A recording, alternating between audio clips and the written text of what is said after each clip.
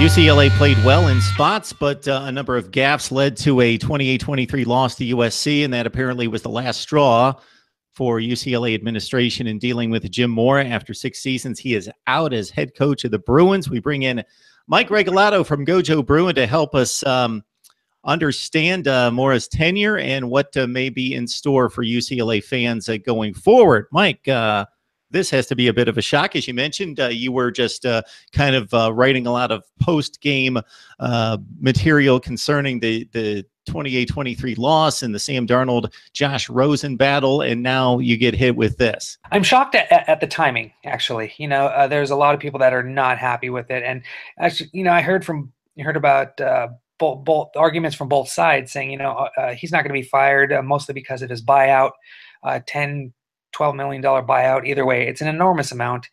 And if they were going to fire Mora, I thought it would be at the end of the season.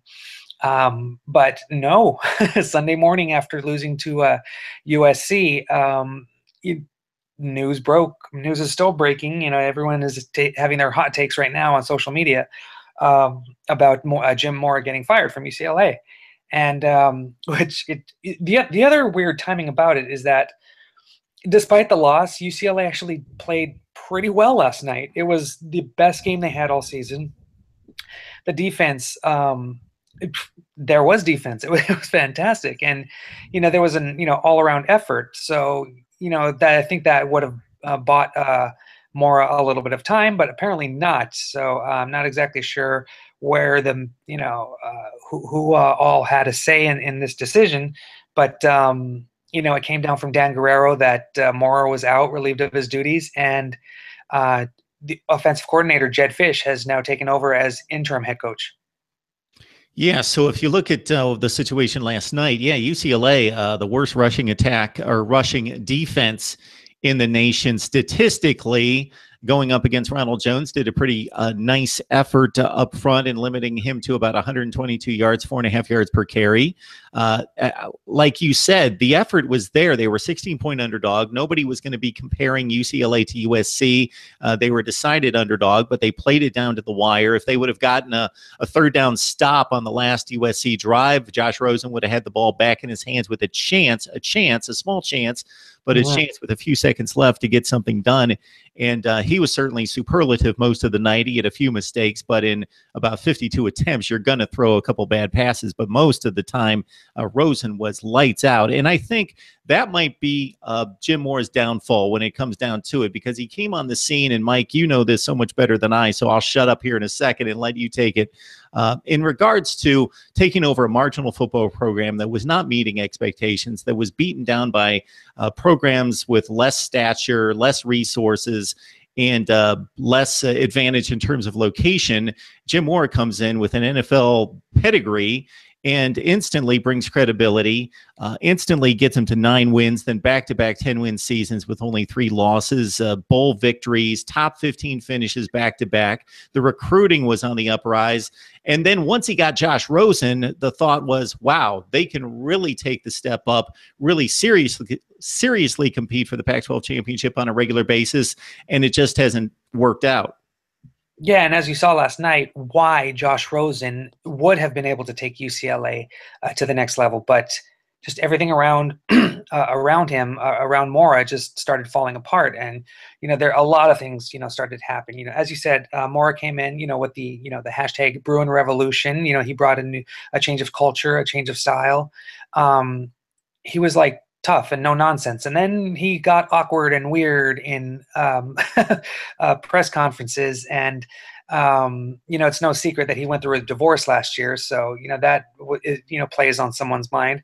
But as far as the football program, he just, part of the issue, I believe, is that it started with his relationships to his coaches, and he would not make he wouldn't do national searches for coordinators. He would promote his his friends, his real good colleagues, from to positions they've never held before. Jeff Ulbrich was a fantastic special teams and linebackers coach for UCLA a couple years ago, got promoted to defensive coordinator, did not do what how everyone expected, and then the next year takes off to the Atlanta Falcons. So he has to fill the void with Tom Bradley, who did pretty well too. He was that's one thing that puzzles me. Tom Bradley did an amazing job at Penn State, and he tried to bring that here to UCLA. And with all the athletes they got, how can they go from a really good offense last year to a really bad offense this year? I understand defense and losing players to the NFL and graduation are a big play, but he also kind of showed this season that he might be running a bit of an archaic system, because UCLA should have been dominating on the defensive end with the talent that they had.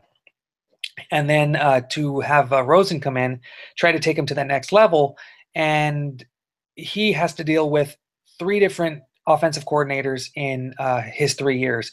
Last year, just being dreadful, promoting Kennedy Polamalu, who had no offensive coordinator experience, tried to immediately go from a spread offense to a power offense, and just nothing worked. And then Rosen getting injured halfway through the season. So that was just the offensive season from hell. Jedd Fisch comes in, and luckily he's actually I thought he's done a fantastic job given what he has, and also breaking news with that, he's taken over as interim head coach. So they've had a really good relationship, Rosen and Fisch, and the offense has just been phenomenal this season.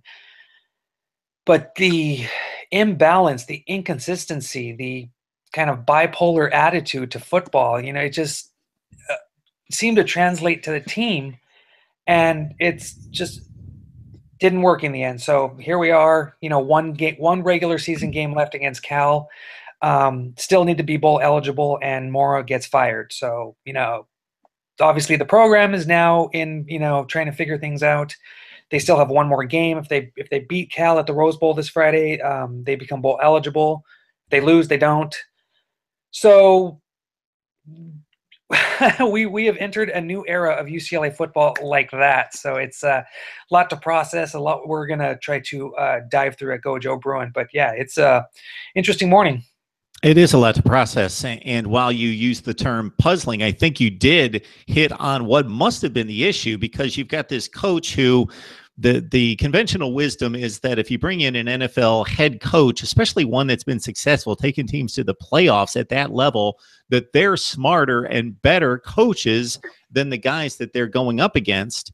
And you bring a guy like that in, and you bring in top 15 recruiting classes, then everything should be great. Now, I know that the one season in particular was really ravaged by injuries, and you lose Rosen 5 games into last season, but the better programs in college football deal with injuries, and they deal with them well. Yes, you're not going to attain to the extent of the expectations for that particular season, but the really good programs have the depth and the resources on the roster to cover up injuries to a certain extent. And yeah, it must have been a lot of turmoil on the coaching staff, and guys not fitting into their assignments well. That really was the disconnect between bringing in top 15 recruiting classes and not performing like a top 15 program the last 2 seasons here. Last 3 seasons, really. Yeah. It's there's all that talent. 6 years, he only goes well, we're yet to see if he goes to a bowl in this season. Like I said, if they beat Cal, they go to a bowl. But in the first 5 seasons, they miss a bowl last year, go 2-2 with bowl wins, 2 bowl wins, 2 bowl losses, and his best accomplishment is the Alamo Bowl. Doesn't win a Pac-12 championship, doesn't win a Rose Bowl, and I think that just wore thin with a lot of people. So 2 things for you, Mike, before we let you go, and we encourage everyone to go to Go Joe Bruin for analysis on UCLA's firing of Jim Mora, his tenure there, and the look ahead. So number 1 would be, so Jim Mora was here for 6 years. We see what the record was. We talked about it, 46-30, just 2 games over 500 in the Pac-12. Uh, this is not a program that's at the Alabama, Ohio State, USC level when it comes to winning and tradition year after year after year, but it has a lot of advantages there, and the recruiting has been really good.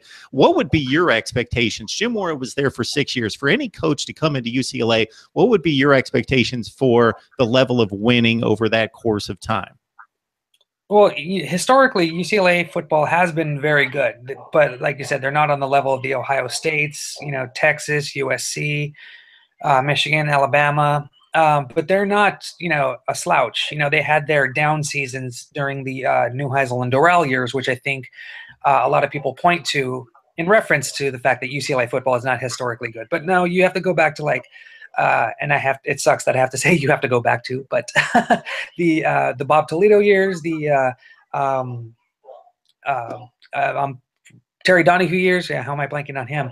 And it seemed that Mora was bringing that, but he just never brought that level of success. He was there, he was on his way, but it just didn't happen, and it kind of I think it's keeping that stagnant Dorrell Neuheisel era feel. It brought it back, and with no hardware at the very least to show that UCLA is continuing to be a successful program. The last 2 seasons have not helped that either. So, but yeah, it is just time for a change. It just seems that whatever direction Mora was going with, if he was to remain as head coach, was not going to be good. So this is a fresh start, and yeah, another era of UCLA football begins now. So, Mike, before we let you go, Chip Kelly is the one name that comes to mind for just about everyone that knows anything about this situation or any big-time vacancy in college football coaching. Any other names or any preferences there? Right now, like for me, I haven't really, dived into it, but I've heard people talking about Dan Mullen, who is it? I'm blanking on his name, the Miami defensive coordinator. And Diaz. Yeah. Well, the interesting thing about this is that, are they going to go out and get maybe a defensive-minded guy and keep Jedd Fisch? Because that would be amazing. Or do they go out for someone like Chip Kelly, who obviously he's an offensive mind? Would he boot Jedd Fisch and try to risk that disconnect with the players and the coaches? But either way, things are up in the air right now. So there's going to be even more transition with the UCLA football team going to next season. But it's just going to be interesting to see where UCLA wants to go. All right, Mike Regalado from Gojo Bruin joining us to talk about the ousting of Jim Mora at UCLA after just under 6 seasons. Mike, I know you got a ton to do, so get to it. I appreciate the time and encourage everyone to go to Gojo Bruin to get the latest on the Mora firing and UCLA's matchup with Cal this weekend. Thanks a lot, Mike. Cool. Thanks, Mark. Take care.